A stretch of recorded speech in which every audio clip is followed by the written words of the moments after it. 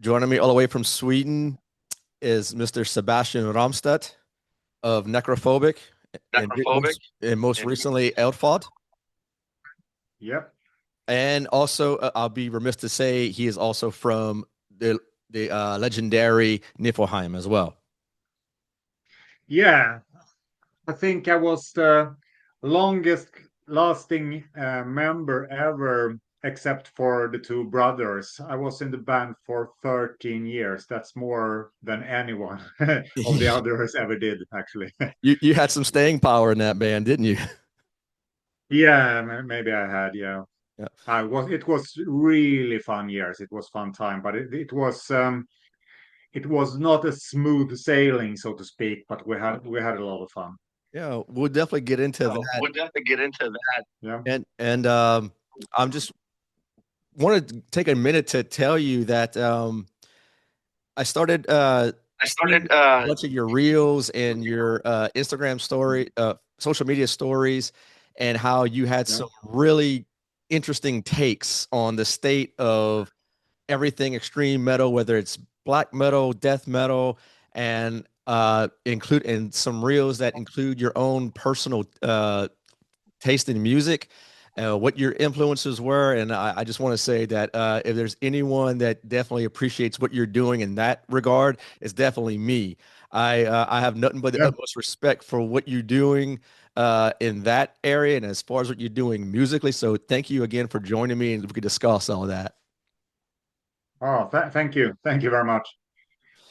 Um, I had to do a little bit of prep work in start of this podcast because I know that and go ahead and revisit some of the things that you've done with Necrophobic, and I was pleasantly surprised by how your guitar playing and your musicianship and crafting songs and riffs uh, going into Eldfodd as well. It's like there was no um, like you didn't steer away too far from what you were doing. It's like just seems like a continuation of bringing that old school metal mentality into this project with Elfod.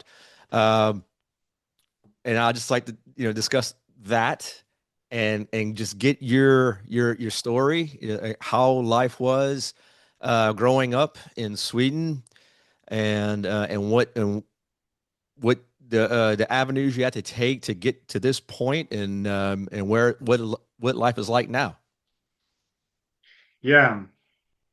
That I mean, I think the big difference back then and now is that back then we were pioneers. We were really trying to do something new, to invent something that wasn't there, and we had nothing really to lean against. I mean, this was when we were young. We were trying. We didn't want to replicate Saxon, Iron Maiden, Judas Priest.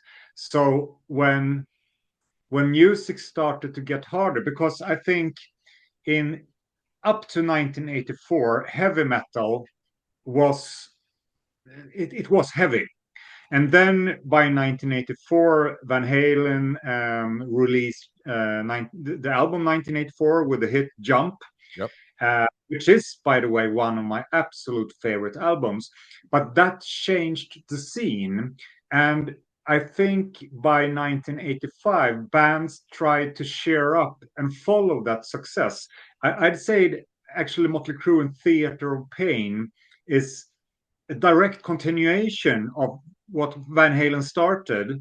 And I think they destroyed the scene with this party, happy, happy, and and then we who really liked accept defenders of the faith with Judas Priest, um, then we started to glance at speed metal, at Exciter, at the first Halloween records, at stuff like that, and we realized I realized I don't have to buy the new Motley Crue album where there's only two fast songs, like Use It or Lose It, and one more. I can buy Long Live the Loud with Exciter with only fast songs. Right. And that started my own that's when I started to experiment with riffs that was extreme, because I think I tried to replicate till the mid 80s and beyond, and then we tried to do something that wasn't there really. Mhm. Yeah, you bring up some just So, two choice albums that had a lot of influence on me as well, as far as Mm. Van Halen's '84 album and Motley Crue. I mean, whenever I mean, I was probably anywhere from 4 to 6 years old whenever I heard that for the first time, and I believe I was in an uncle's car. And I mean, he had Mm. a huge amount of influence on me. It was, my uncle was turning me on to Scorpions and Yeah. everything that was considered extreme in the States at the time, or time. or whatever he could get his hands on. Mm. So it's really cool to like talk to someone across the pond in Sweden who grew Yeah. up on those same major bands, and to hear you Yeah. on your own platform just saying just how important that was for you as a guitar player, as an artist, and how that translated into things that would just get you over to the like, a more extreme side and wanting to be Uh, even more like pay attention to things that were uh faster, edgier, and a little bit yeah. more extreme. Yeah. I actually I had a pretty interesting experience the other day, because there's this Italian horror movies called Demoni Part One and Part Two. It's Dario Argento and Lamberto Bava, I think. Do you know these movies? I Do heard you know about it. them? I know of Yeah, them. yeah. And in the first one came out in 1985, and the soundtrack for the movie was the heavy metal of 1985. So it was a Motley Crue song from Theatre of Pain. There was a song from Saxon's "Innocence Is No Excuse." There was a few other. There was Scorpion song and a few other songs that when we think back now, we think they're pop songs. We don't, we think it's from the soft part of these bands career where it started to mellow out. But in this movie, with this splatter zombie kind of violence, when they play these songs with Motley Crue, Saxon, Scorpions, it's so heavy.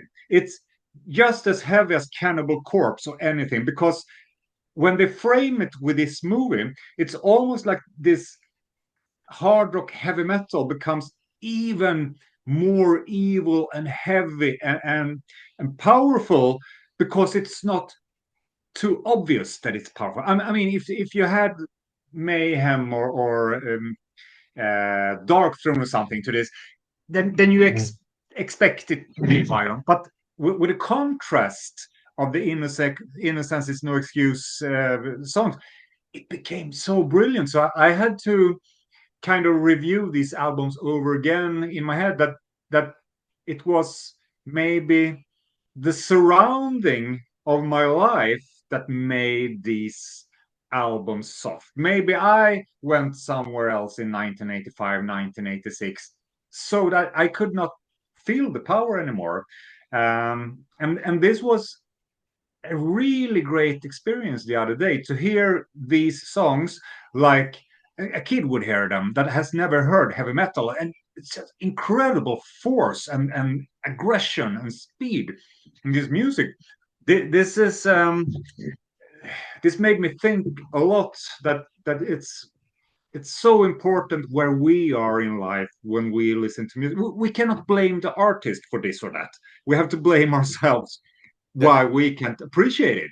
that's a great point that you That's make a there. great It's like, point that you made. because whether we're trying to escape the trappings of our youth, our reality, wherever we're at in life, we're gonna gravitate to what we feel. I mean, depending on the situation and depending on the individual's taste, of course. But for me, I know like I didn't have the best upbringing at times. I won't say that all the time, but there were some times where I kind of just, I had to excuse myself from the household, had to just, just pedal away on my skateboard and like put on the Walkman and just, just put on some aggressive music. And at the time, like 1988, I'm learning about, all things Black Sabbath, Ozzy Osbourne, and even some Slayer. And, you know, and at that time, like you said, like my mentality, I was another place. And I just wanted to just, pedal faster, just do things in a faster manner, as far as skateboarding or just Yeah. get away from what was, ailing me at the time. And and then like you said, we I grew up, I learned about some more extreme acts, and and I'll look back and like you said, the music that I was jamming, it's a little softer these days, or didn't have the same potency, I'd suppose. Yeah, yeah, that is so right.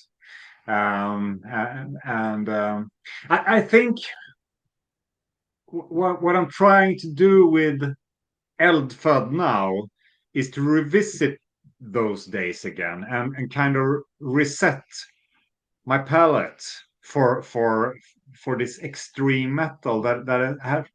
I think for so many years now I've been tired of the velocity, the speed, the power, the whole production of death metal and extreme music, because there is no air in the songs. There is no air in the riffs. I mean, if you go back to AC/DC, what they do best is where they don't play. Yeah. That's where and if you analyze the first demos with Nihilist and Entombed, you will realize they put a lot of air into the riffs, Mhm. into this old school Swedish basso sound. There's still a lot of air.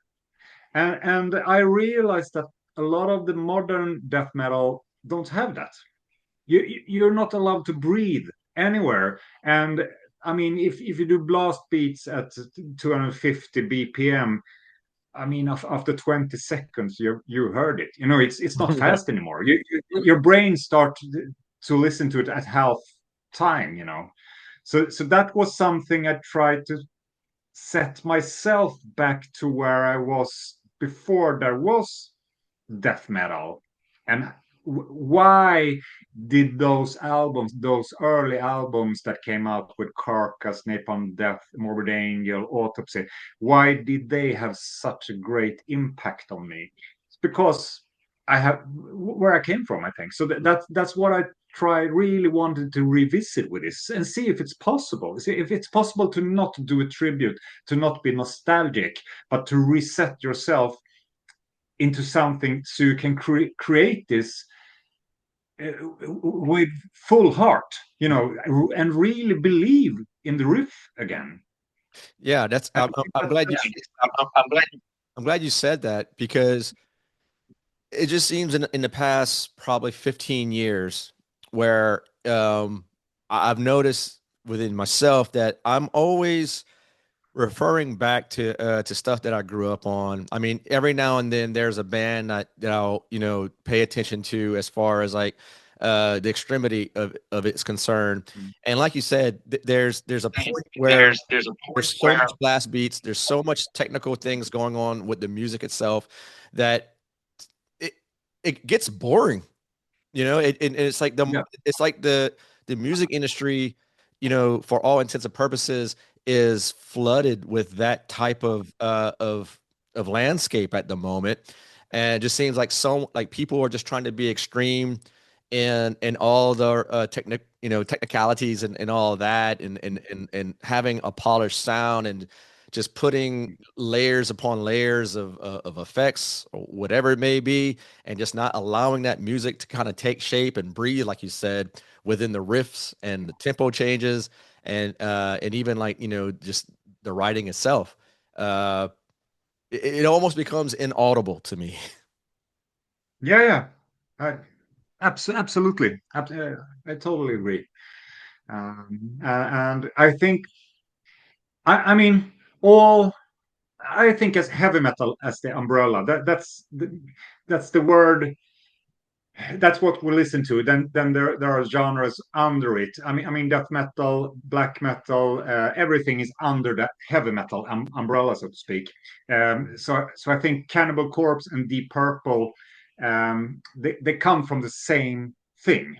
And I think a problem is when you take the rock and roll element away from anything called metal, then it stops being metal. I don't want to be rude or anything too modern, but I think you have to earn the title metal by keeping a little bit of rock and roll in it. Otherwise, it could just be electronic music or gothic music with a lot of power. Why do you want to keep the metal label on it if it has nothing to do with Deep Purple? I just don't get it. And for me, when there's nothing left of Highway Star or Burn in the music, then I'm too old. I'm not interested anymore. I can't feel it really. Yeah, I, yeah. I need a little bit of that. I totally understand that. And I I think totally understand. that's why, lately everything that's been coming out new, I am definitely paying attention to more like traditional, like these new bands New that bands. are taking their influences of like Iron Maiden, Thin Lizzy. Mm, Uh, uh, mm, One band from your home country that I just interviewed, Century, who mm, I really love their approach. It's mm, just It's just very limited, very little. like production as far as like mm, plugins and all that stuff. It's just like maybe a, mm. a Marshall amp and maybe a little bit of reverb, and that's it. They just let that do the Yeah. work, and it's just it makes me feel like they've definitely paying attention to not only what's going on around them or what's happening before them, uh, and And it's acts like I think Century, it's like Century. Amethyst, and Flight of Oslo, who are Mm, it's like they're definitely like a breath of fresh air, even though they've been doing it now for a yeah. few years. But that's like the newest thing that I've gotten into that that Yeah. that kind of it's more inspiring than hearing something that's just full blast, just uh like you said, 250 beats per minute of blast beats and just continuing on and on with that. Yeah. That gets boring. That it's too polished. Yeah. It's just, I mean, I often question, like, what's the point of doing that? Yeah. So For maybe I'm sure. old as well. Ah, we're getting there at least.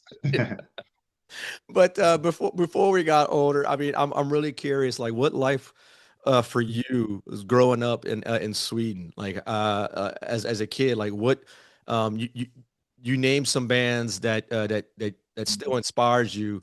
Um, what was life like as a kid that got you to the point where like you wanted music to be uh you know at your core? Yeah. Um, I think I always. I mean, there wasn't much to do in Sweden when I grew up. There were two channels on the TV. On the radio, it was no rock and roll or anything. So we the only excite and when I was really young, there we didn't have video tapes either. I mean that came around 91, no 81, 82. So what we had was records really, and I felt that my parents' record collection, which was like Electric Light Orchestra, Rod Stewart, Beatles, Rolling Stones, stuff like that. That was among the most exciting entertainment that was around. And then I discovered at the age of maybe 8 or 9 that our library, the public library, actually had a quite good record collection, and you can sit there listening to records. And they had punk rock, pretty mainstream punk, but we had 2 or 3 bigger bands in Sweden. So I sat there listening to this, and I think because those records was not to be found in my parents' collection, and therefore I discovered them on my own. I was there with no friends. I was just having my headphones on, and I discovered a music style that no one introduced me to, and that was very special. And then I think in 1982, with the Number of the Beast, then it boomed where I lived with heavy metal. I saw all these back patches and pins and stuff, and the step from punk rock to heavy metal wasn't that far. So that was an easy route to take. But I think the fact that the grown up did not speak about this. There was no shows on television showing heavy metal. There was nothing on radio. The teachers said it was bad. We couldn't wear studs. I mean, everything was. This is like it was the Satanic Panic. Not so much in Sweden, but a little. I mean, it was still religious, and heavy metal was not something that we could talk to adults about. So we were left alone on the schoolyard to our fantasies. We had 1 or 2 magazines to get the information, and this became so interesting. This became our whole life.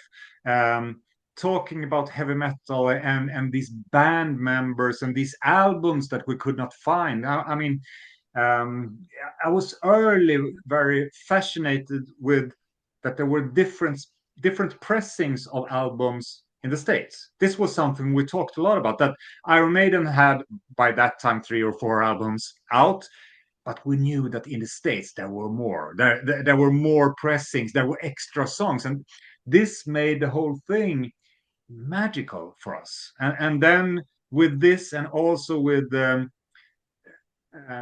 video nasties that we could not see, that we had to watch when our parents were not home. This made this whole kind of violent entertainment so rare and so special.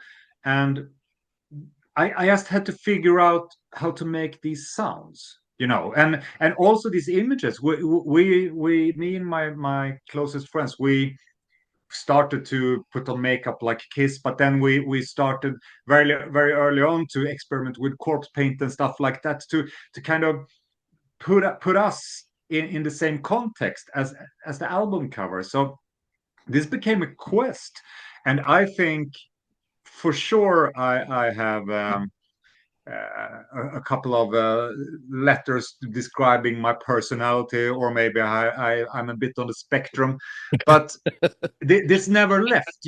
This interest became like, I have to figure this out, and to this day I haven't really figured it out. So I haven't stopped this quest. So this was something that I just have to get into this, and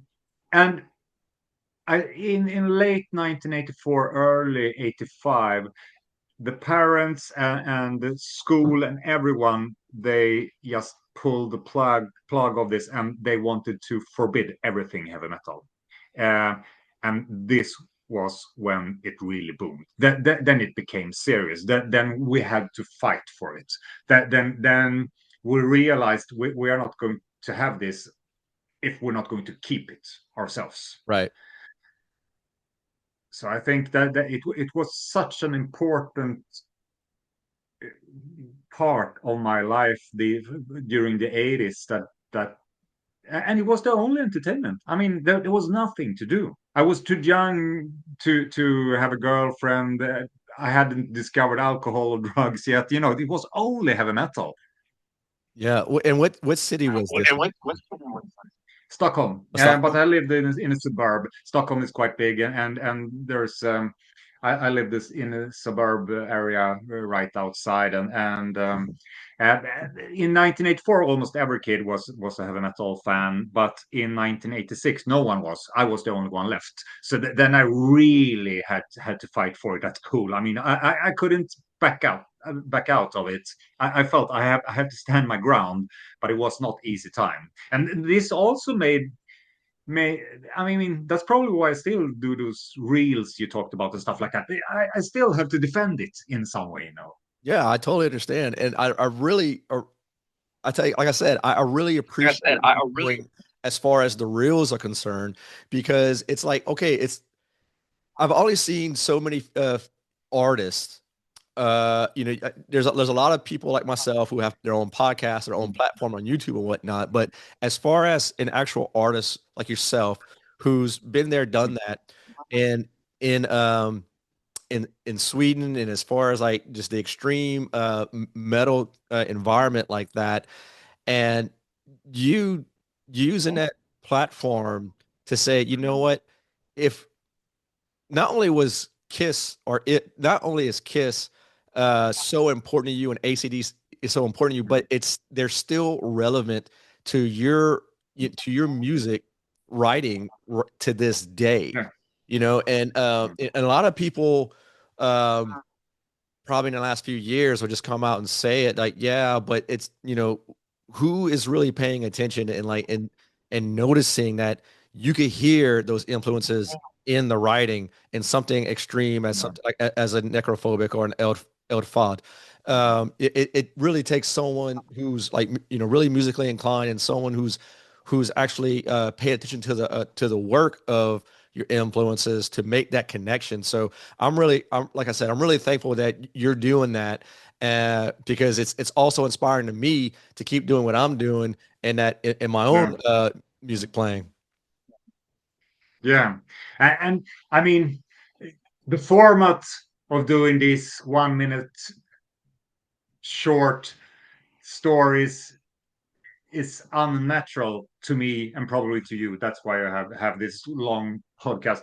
But I sometimes you have to meet the audience where they're at, you know. And I realized myself that after I played my guitar, I come home from work, I take care of my kids, and at the end of the night, I sit there scrolling, and I start with the Instagram feed, but very soon enough, I'm into the reels, you know, everything that moves, and then I'm trapped. So I realized I have to, if I want to say something, or if I want people to hear what I'm saying, I have to follow the media, and I have to follow the new times, so to speak. So this was just a couple of months ago, and I asked, maybe I should say what I can say in 60 seconds, and maybe I I just wanted to try it out. I have no idea if I will keep on doing this, but it really works, and that really scared me because when I started to put this out, I had a couple of hundred views, and now it's like, okay, you have 600,000 views of this and that, and it's like, do I want this really? Yeah. I have Well, no idea. I really enjoy. I think the first one that I saw was your take on the present status of black metal and like Yeah, what happened to it. I was like, yeah, finally, someone had the balls to yeah, fucking get online and use a yeah, public platform to say it when like a lot of people and there's a lot of festivals, all over Oslo, Stockholm or Gothenburg, everywhere, like, including the States. And everyone is, and don't get me wrong, I love festivals. I love the fact that a lot of bands are able to come, just perform in all these countries and show off their talent in a live setting. And then, but some of these bands, and I'm not gonna name any names, but some bands are like will consider that selling out or just like a cash grab and whatever means to do so. And it's like what you said, it's like everyone is kind of like it's like black metal as a whole currently has kind of like just been bending to the will of I don't know of an industry that whereas Yeah. whereas in the beginning it was just a total like almost like punk attitude of like just going against the grain, going against Yeah. everything that was Christian beliefs and anti-political. Yeah. And it's like now that has changed like considerably. Yeah, it really has. And it's, I mean, the artists themselves have to behave to keep a record deal, to be booked. You have to look evil and still be friendly towards everyone you meet. But then also with all these what you should be and you should not be, very much limit how your music can sound, what it can be about, what is true and what is not. And I felt, I mean, as many people say that Venom are not black metal, Merciful Fate is not black metal, or even Bathory is not black metal.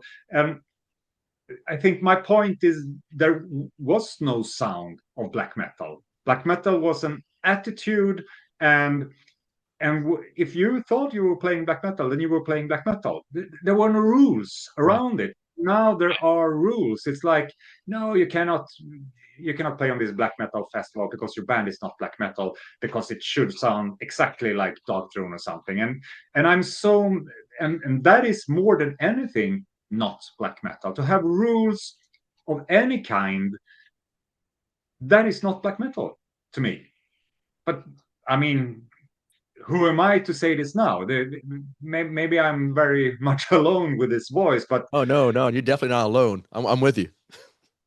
yeah, Yeah, I'm definitely with you because in you name my favorite black metal My, band my is, favorite is black metal Dark band. Throne. yeah, And what I really appreciate that they've done probably since 2000, 2002 is that they got away from traditional like tremoloing every chord like throughout the entire song and like and just like kind of leaving that I mean it's still raw in nature, but from like mm, 2000 onward they just began doing whatever the fuck they want and care less. I mean, yeah, they always done it, but it's like from yeah, like I'd say the cult is alive.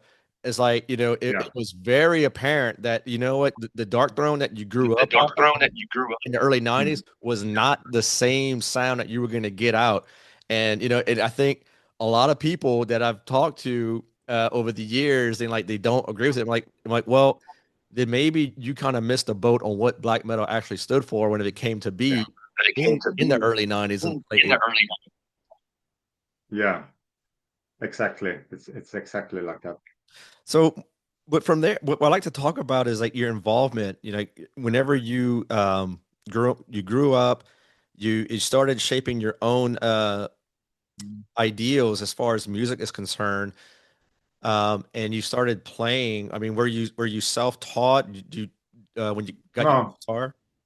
uh, we had when I was nine, in third grade, we could choose at school to play guitar or keys or trumpet or something, and I felt that guitar was closest at hand. We had a guitar at home. That was what you saw on television. People with guitar. Then I just saw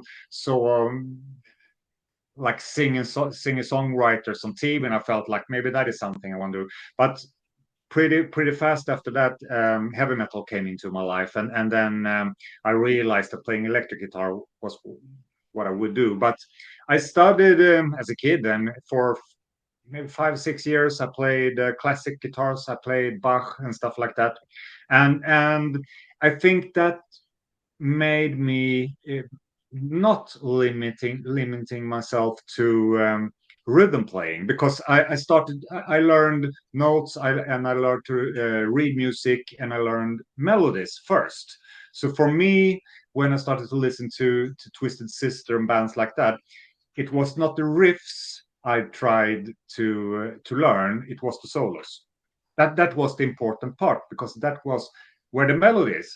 And I think if you listen to all the music I have written through the years, the melody is always strong. The melody must be there because that's where I come from. That I'm not that interested in just leaning on a few power chords. I have never been. So when I did pick up the electric guitar, I immediately tried to learn. No one taught me, but I immediately tried to learn scales, and I tried to learn easy parts of solos and like that.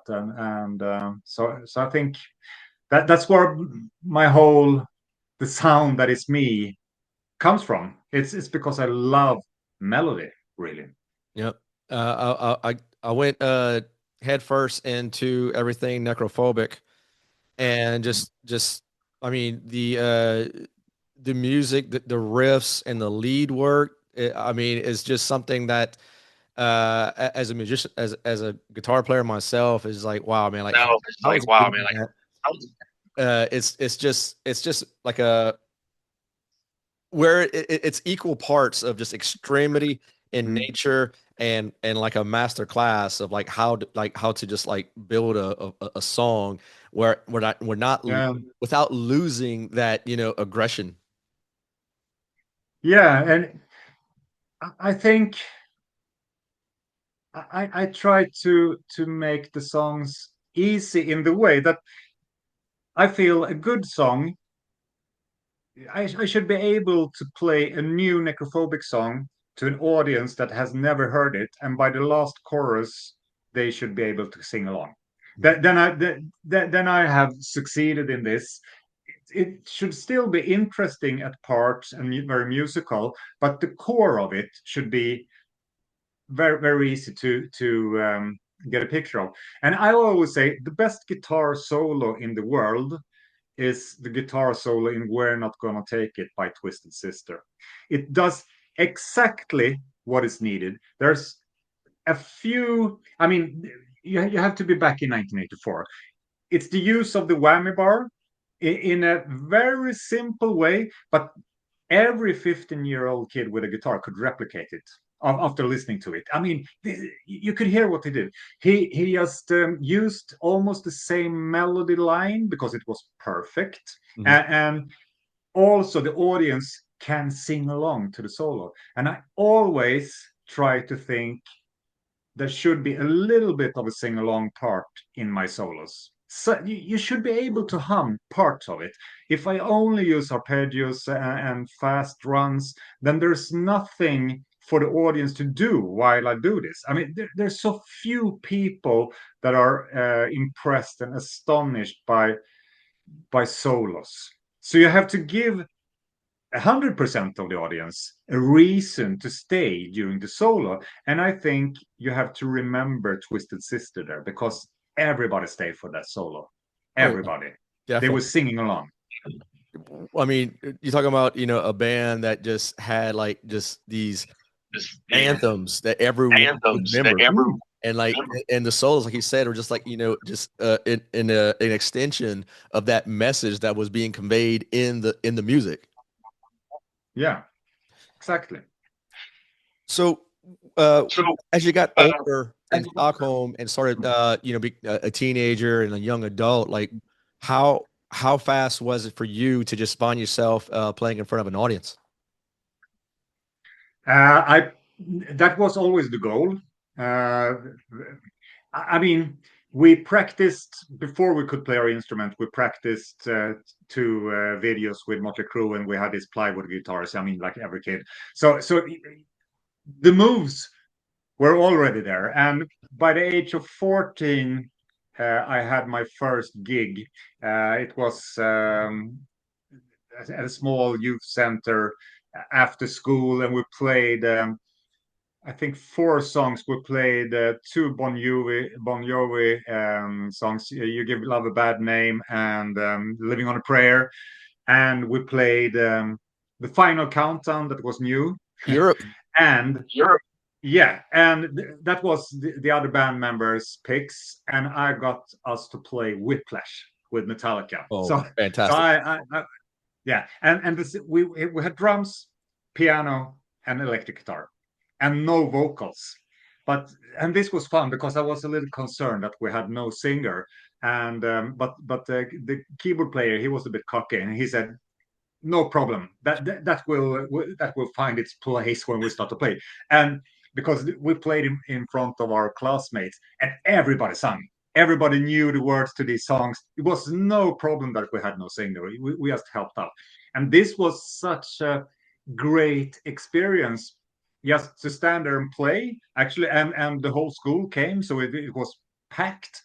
And after the gig, and this is important, I was a geek at school. I was not popular. I was respected because I could play, but I was so far away from having a girlfriend or even a lot of friends. But after the gig, the three coolest girls of school came up one at a time and hugged me and thanked for the gig. And I realized something happened here. There's something good here with being a musician, maybe. So this was such a great experience that from that on it just became a quest, and take whatever gigs you could. I mean, you played at school, you played at parents' birthdays and stuff, like everything that was a gig was a gig. It was not important that it was a heavy metal gig. I didn't care. I just wanted to play. Yeah. And once those girls started showing up, it was like a star was born. Like there was no turning back. Yeah. No, yeah, really, it changed everything. And I guess growing up in I guess in the suburb of Stockholm, and everyone knows you're a guitar player. It's just a matter of time before you find yourself maybe auditioning, or someone just said, "Hey, we know you, we know what you're about. Why don't you?" What was the first like band where like it got serious for you? What was that? Your time in Nifelheim? No. It was much earlier. We had a record deal when I was 17 or 18 with my, I with Johan, who is in Necrophobic now. Me and him had a band called Exhumed. This was in 1989. We were named something else, but we started playing in 1989. And by 1990, we got a record deal, and we changed the name to Morpheus, and we did 2 albums. So that was when it became serious. But the first band I auditioned for was Necrophobic, and that was in 1996. Before that, I was always a founding member of what we did. But then, because death metal disappeared, just like glam rock disappeared with Nirvana, death metal also disappeared in Sweden pretty much. So during these years of 93, 94, there wasn't any gigs anymore, almost not. It was really underground. And by 1996, I had no band anymore because everything deteriorated. And I became friends with Tobias, who back then sung with Necrophobic. And he asked me if I could try out for the guitar part when Black Moon, David Parland, when he left the band for Dark Funeral. So that was the first time I auditioned, and the first time I auditioned really to try to make it. Before that it was play. With that it became serious. Then we tried to do the right, take the right decisions, think about album covers and career and gigs and everything in a more serious way. So, but I mean, by then I was 23 or 24. That is pretty late. Yeah.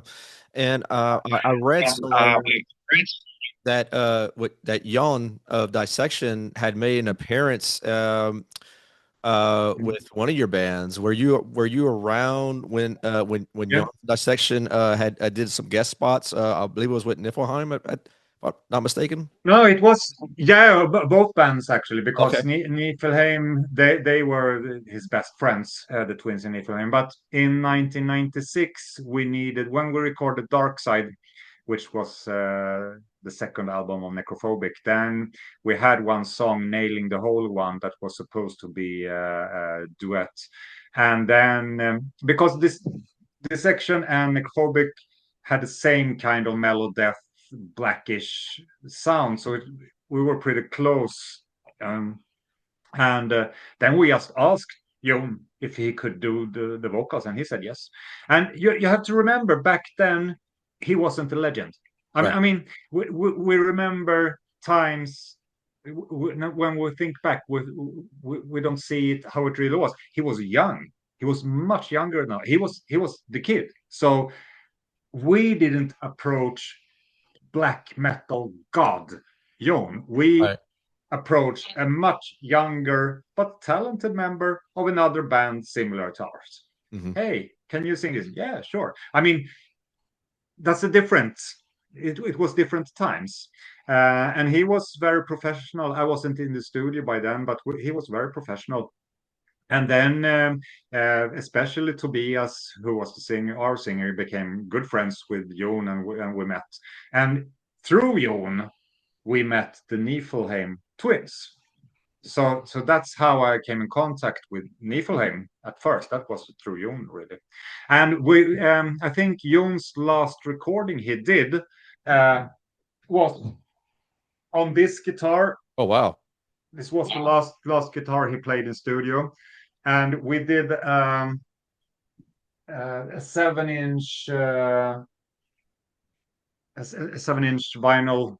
I don't remember the song. Maybe it was Insult of Jesus Christ and something else that we did with Nifelheim, and he was in the studio, so we asked if he wanted to play a solo, and he used that guitar and did it. And back then, that was also before his super legendary status. So then we were musicians in the studio and doing the stuff, and people often ask me, how was it? It must have been, yeah, if we could travel back in time, it would have been.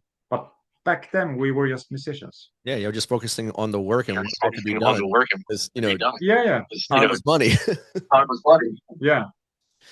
I just find it so incredibly interesting. Like whether it's talking about the death metal and the black metal that came out of the Stockholm and in Gothenburg days of of the 90s, or talking about black metal origins out of Norway with some past guests, because that's what I grew up on as a teen myself.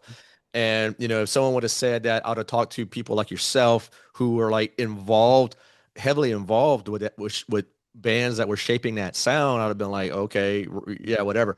But here we are, and it's like I have so many different curious questions as far as like like how the bands in those days like interacting. Like you said, everyone was like really good friends, and everyone was like just able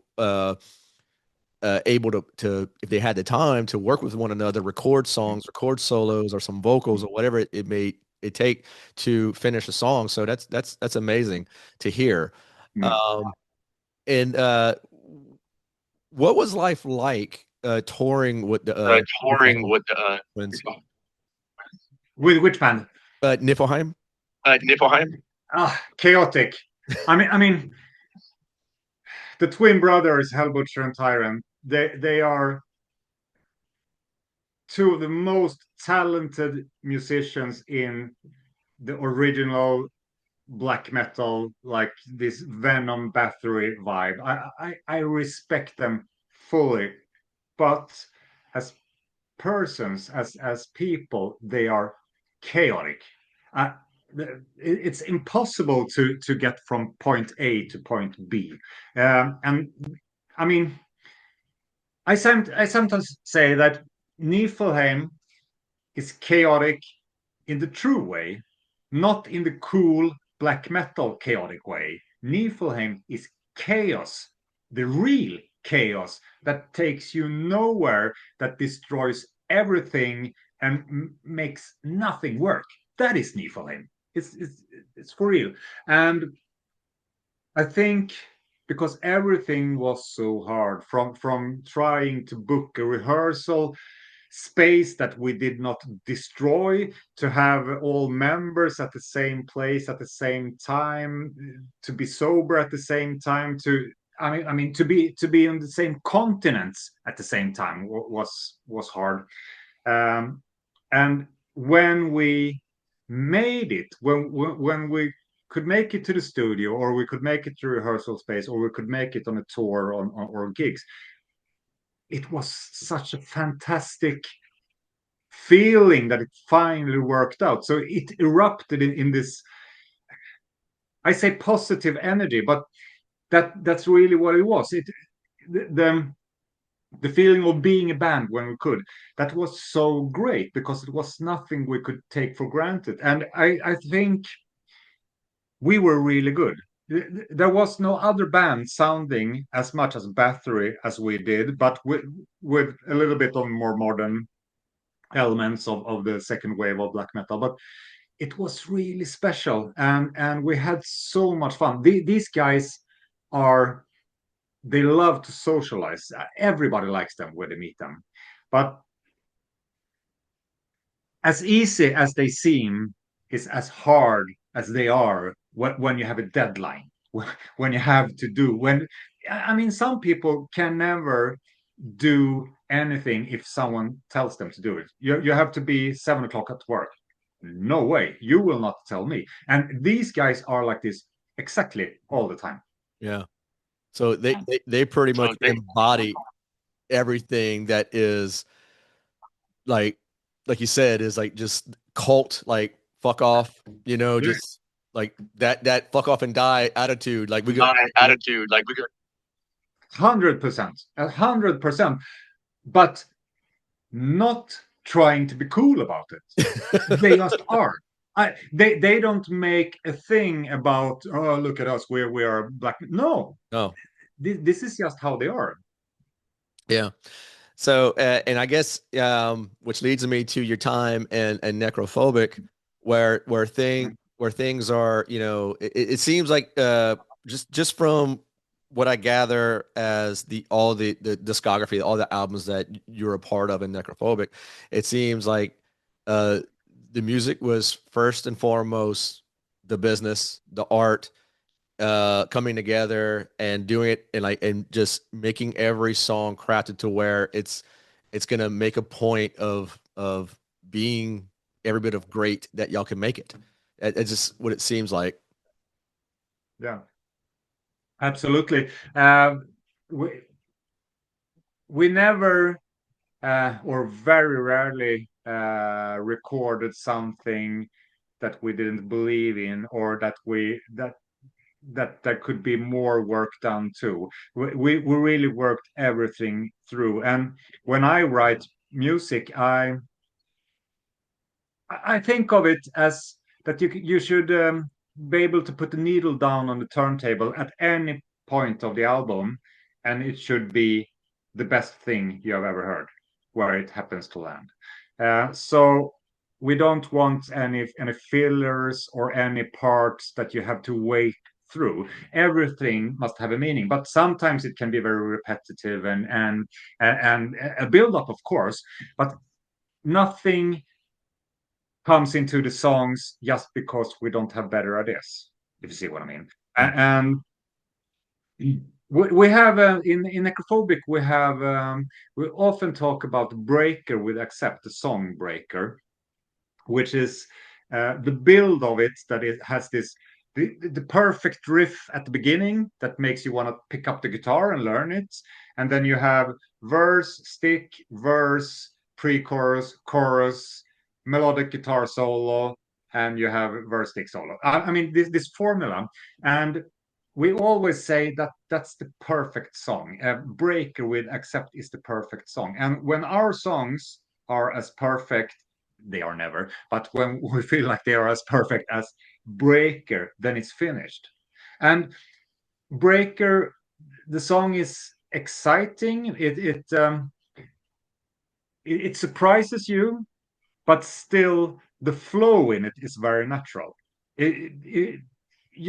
You stay within the feeling of the song. It doesn't interrupt you. It's not a funk part in the middle that will put you off. Everything fits, and that's really what we try to do with the Necrophobic song. We can be experimental, and we can bring in elements that maybe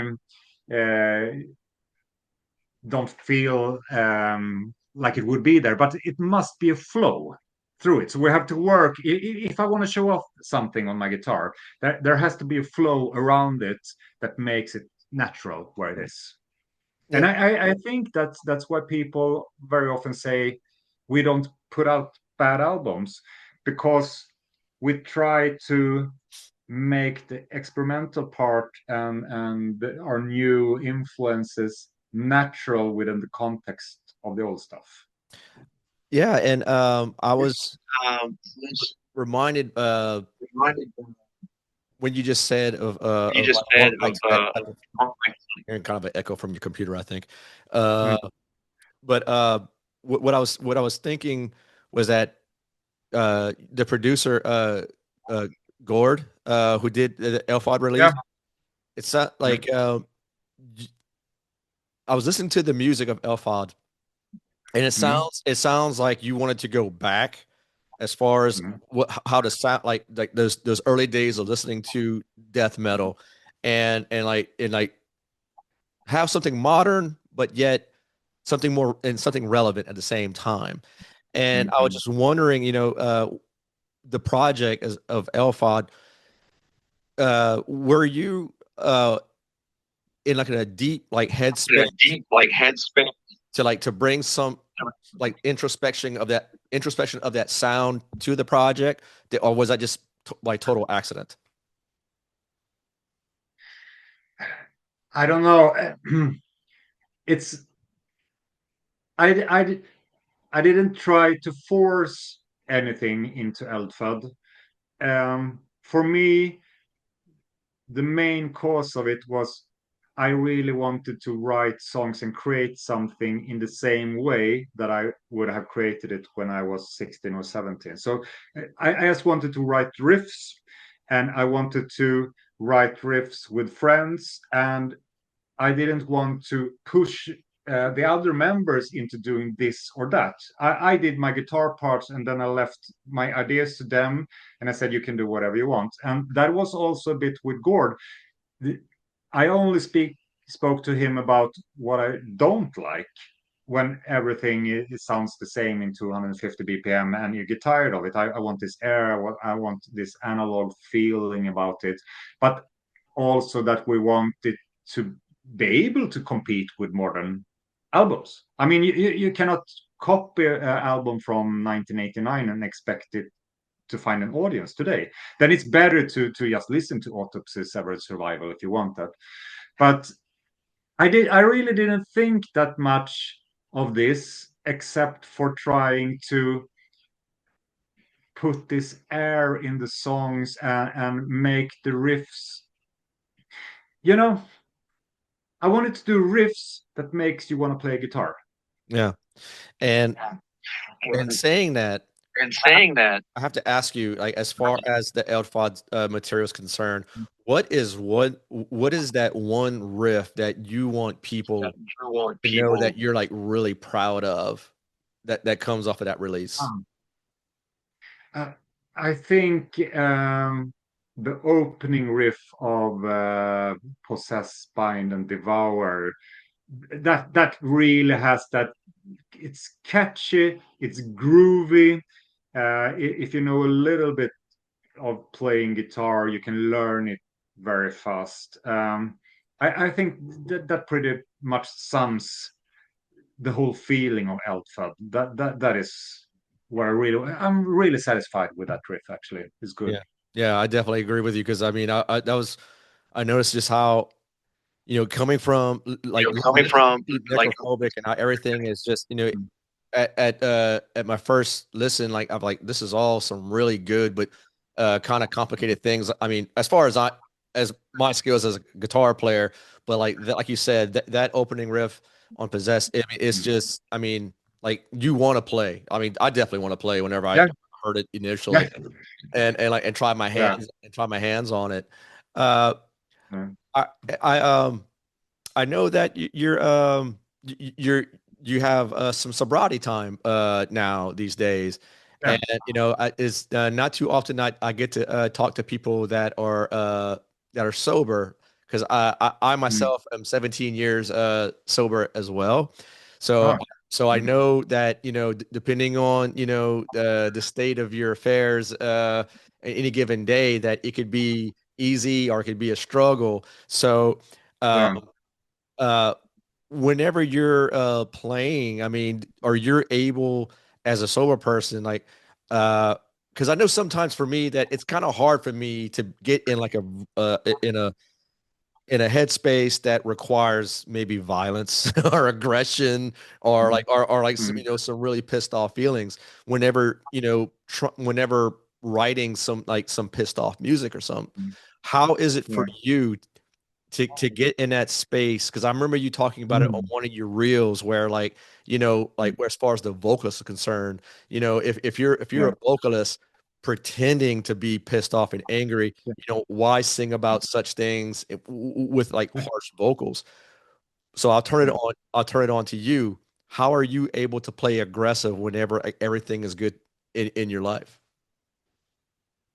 Um, you you have to really find that true aggression. There's no way of cheating feelings when you're sober. When you drink or take drugs, it's pretty easy to alter your mindset in whatever direction you want with whatever drug you choose.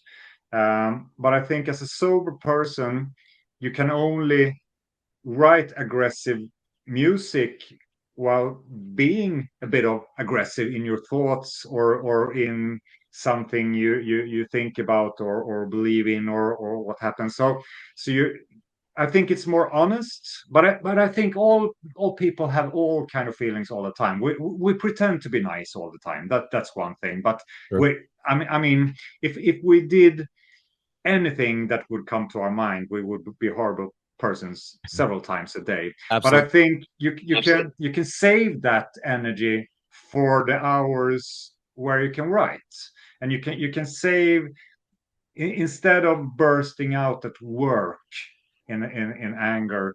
You can save that energy that builds up for the gig or for the songwriting.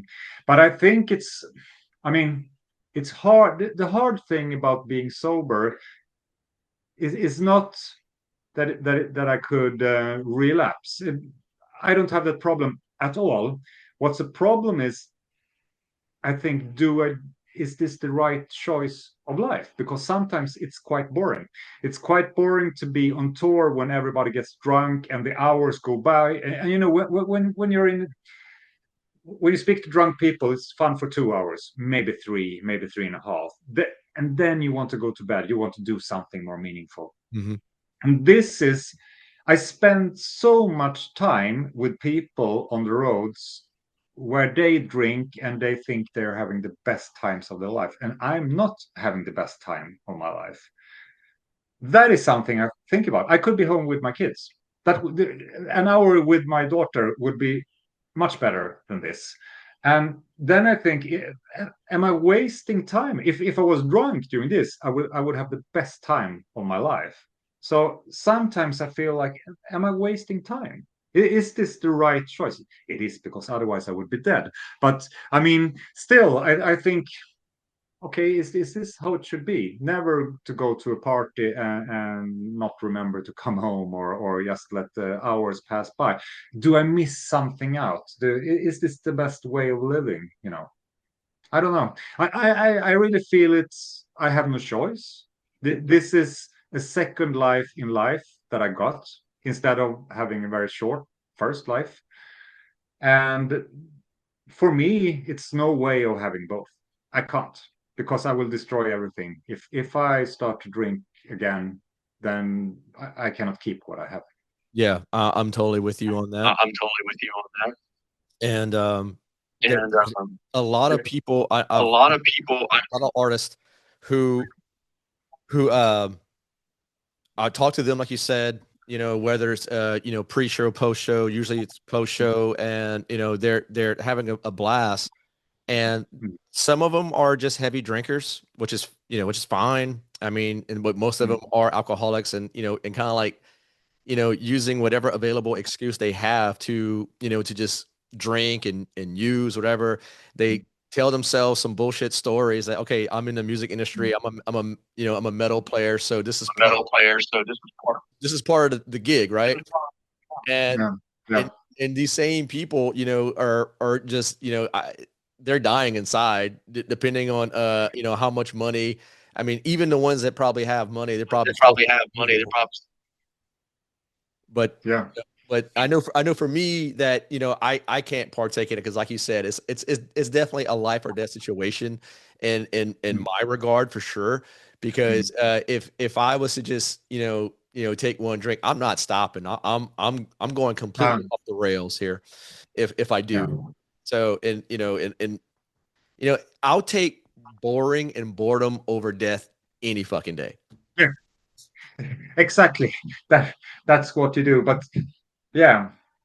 And sometimes I wonder, like most people that have stopped drinking, did I really have a problem? Am I sure it was a problem? But I know. I mean, I just have to look at others to see. Yes, I had, but it's yeah, it's still thoughts that come out sometimes. But I have never once since I stopped been near drinking or taking drugs. It has never come across my mind as a possibility. I was so certain when I stopped that this is for life. Now it's over. So that's not the problem. But it's this. Am I doing the right thing? Should I really keep on going on the roads? Is this the best way of doing the best I can with my time? That is what I think about a lot. Yeah, do you often think about, how many more gigs you can play live? Like, how, is playing live really important to you, to the point where you would jeopardize what you have now? No, it's not. Playing live is necessary to be able to have a record deal, an audience, and to be able to create the albums that I sit here and do at full. I could still write music without an audience, but I think there's excitement in knowing that this will be pressed on vinyl. It will meet an audience. They can buy it in a store. They can put it next to their other albums, and I like playing live, but it's not as exciting as when I was 14, so to speak. So for me, it's a thing. It's a part of the job, but it's not the most important part anymore. I said I enjoy it, but it's not that important anymore. And if it stops now, I see how the scene is turning right now. It's turning big time. Metal, the traditional death metal and metal is going down, and other bands drive past, like Parkway Drive, and it's another kind of music that I know nothing about, that are the top bills of the posters now. And I feel that we actually, there's a turn, and we will probably start playing smaller and smaller places, as I see it. And the thing is, it does not bother me Yeah. at all. Well, let's talk about something that that you really could think about, and what because a lot of these reels that you put out, talking about top 10 thrash albums, top, Mm. you rattle off a bunch of albums that and acts that are really important to you. And what I like to do on the podcast is ask everyone that comes on board, like, what's 6 albums, any genre, the most important ones to you. God forbid that your house is on fire and you got to take just 6 albums with you. Which ones are you taking? Metal Church, first album, Metal Church by Metal Church. That one is the bridge for me between heavy metal and more extreme metal. It's a fantastic album, and it did so much for me. It's one of the most important albums. That one comes with me. I will bring The Eagle Has Landed with Saxon. That's the first heavy metal. That's my first live heavy metal experience. That album, when I heard it, from that album, I learned how an audience should be. how a band that you have to speak between the songs, just stuff like that. That you don't play the solos exactly the same on an album as live, and you do extended version. There's so much things I learned from that. That will come. Probably Killers with Maiden. If not for the cover art, because I think it's the coolest heavy metal cover art ever made. That is just, it's perfect. It has everything. What is heavy metal visually? Yeah, it's Killers. That is all. For extremer metal, maybe Left Hand Path with Entomb, because Swedish death metal is such a big part of my heritage. And that album is the best one. It has to be there. What do we have more? Judas Priest, Screaming for Vengeance. That's the album that has helped me through hard times. I like Defenders of the Faith a bit more, but Screaming for Vengeance is a cleanser of anguish and doubt, and whenever I had problems with girlfriends or anything in life, that album can reset me to the 12-year-old kid that liked heavy metal. And then we have one more that we have to have. Maybe Rainbow Rising. Oh, I was listening to it today on my run. Yeah. I mean, it could be something else, but from the it has to be something from the 70s. I choose Rising today. Yeah, that's a. I mean, those six albums. I mean, you can't go wrong with it. Especially, I mean, I love the Rainbow pick. I love the Left Hand Path pick, because when it comes to all things Swedish death metal, I mean, it was Entomb for me. I mean, that's who I discovered first. You know, I was a teenager watching MTV's Hamburger's Ball, and I saw the Wolverine Blues, and I went backwards, and I figured out that they did Left Hand Path, and like that remains, like you said, that's my favorite Swedish death metal album of all time. So much so that I have a big back patch. Whenever you said Entomb, I looked to the side. I saw my denim jacket, and I got my back patch of Entomb, like all across the back. So sweet, like all things Swedish extreme metal is I mean, I learn a lot just about, every day, and in talking to you just made all those feelings of nostalgic, come to the and just learning more about you as a person, as an artist and musician, and all the things that you've gone through has made this episode so much more rewarding, and I just thank you, Sebastian, for coming on board. I'd love to do it again when you got another release. We talk about some more life shit. Doesn't matter, whatever you want to do. And thanks again. Thank you so much for having me. Yeah, is there anything you want? I mean, Eldfodd, he just came out earlier in October. 10th of October. So it's still new. You can still be on the journey from the beginning if you hurry up a bit. There you go. There you go. And he was part of Necrophobic since '96. Check out everything that he did there. Check out his social media reels. He got some very cool things to say. I look forward to more of those as well. I'm entertained by the amount of lists that you put out. So keep them coming. Thanks, man. Got it.